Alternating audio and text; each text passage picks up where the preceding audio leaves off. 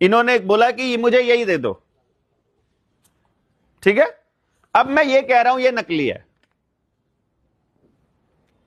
और आईपीसी का section 489 ABCDE ये कहता है कि नकली नोट रखना, नकली नोट देना, नकली नोट मांगना कॉग्निजेबल ऑफेंस है, आजीवन कारावास तक की सजा है, लाइफ इंप्रिजनमेंट है। देख लीजिए, आप लिख के दे दीजिए। लेकिन वो नकली है, ये नकली है, ये साबित मैं अभी कर देता हूं।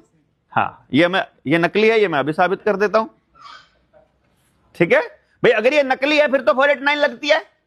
अब आते हैं, यानी कि अगर ये नकली है तो 489 ABCDE लगती है बैंक के ऊपर जिसने भी ये पैसा हमको दिया है।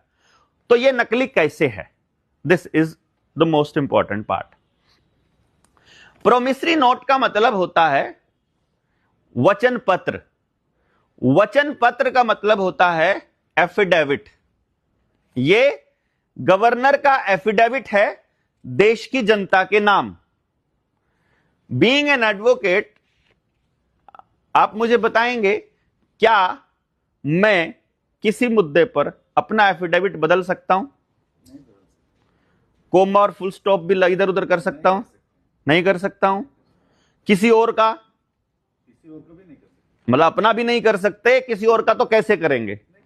तो अगर मान लीजिए मैंने एक एफिडेविट दे दिया कहीं पर और मैंने ही उसके कॉन्ट्राडिक्टरी या उसको चेंज करके कोई और एफिडेविट दे दिया, अब इन दोनों केसेस में सबसे पहला बात, मेरे ऊपर मुकदमा होगा, ये तय है ना। अगर मैंने अपना एफिडेविट बदल दिया तो मेरे ऊपर मुकदमा होगा। दूसरा बाद में दिया हुआ एफिडेविट नकली माना जाएगा। पहले वाला ओरिजिनल होगा या बाद वाला, पहले ये बताइए। दोनों भी ओरिजिनल हो गए। नहीं, दोनों नहीं। देखिए, पहले जो दिया था उसको कोर्ट ने सच मान लिया और उसको एडमिट कर लिया, पहला एफिडेविट सच हो चुका। तो अब इसके बाद आने वाला हर एफिडेविट गलत होगा, झूठा होगा, अगर वो उससे अलग है तो। अगर वो उससे अलग है तो, एम आई राइट? आपको जो 500 रुपए की डिजिट मिलती है वो इसी नोट के बदले मिलती है। ये 500 रुपए की जो है, आप इस 1 रुपए के बराबर इसको ऐसे ऐसे 500 नोट मान लो तो भी इस 500 के बराबर मानोगे। अब तो यही मान रहे हो ना? अभी ध्यान से देखिएगा, बड़ा कमाल निकल के आएगा। आप इस 1 रुपए के 500 इकट्ठा करो या ये 500 वाला 1 इकट्ठा करो, बराबर मानते हो। फिर ये जो एक सिक्का है 1 रुपए का छोटा सा, ये वाले 500 इकट्ठा करो तो भी बराबर मानोगे। फिर ये लोहे वाला सिक्का है, एक दूसरा ब्रास भी इसमें है धातु, ये वाले 500 इकट्ठा करो, ये भी बराबर मानोगे। डिजिट वाले 500 रुपए का नोट, 1 रुपए के 500 नोट, 1 रुपए के पुराने सिक्के, 1 रुपए के नए सिक्के, इन सबको आप 500 रुपए मान रहे हो।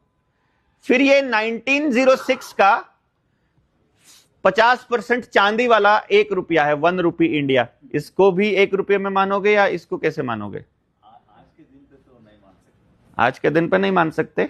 हम इसको कोर्ट में, बैंक में लेकर गए हैं, बैंक इसे 1 रुपये में लेता है। बैंक बोलता है ये भारतीय रुपया है, 1 रुपी इंडिया लिखा हुआ है, अगर आपके खाते में जमा होगा तो 1 रुपये में ही जमा होगा।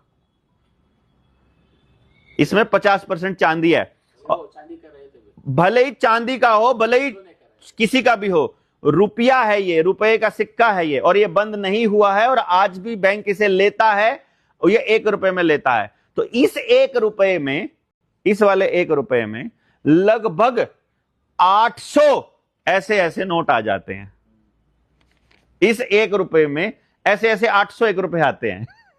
तो अब इस 1 रुपये की वैल्यू बैंक बराबर कह रहा है, लेकिन बाजार अलग अलग कह रहा है। अब इसको समझिएगा। फिर 1862 का 1 रुपया है, 1 रुपी इंडिया लिखा है इसके ऊपर भी, ये भी आज के टाइम पर बैंक में एडमिसिबल है। आप 1 रुपये में चलता है, अभी भी 1 रुपये में चलता है, लेकिन इसे बाजार में जाते हैं तो जब इसमें अगर 1 रुपये में 1 टॉफी मिलती है तो इसमें लगभग 2000 टॉफियां मिलती हैं आज के टाइम पे।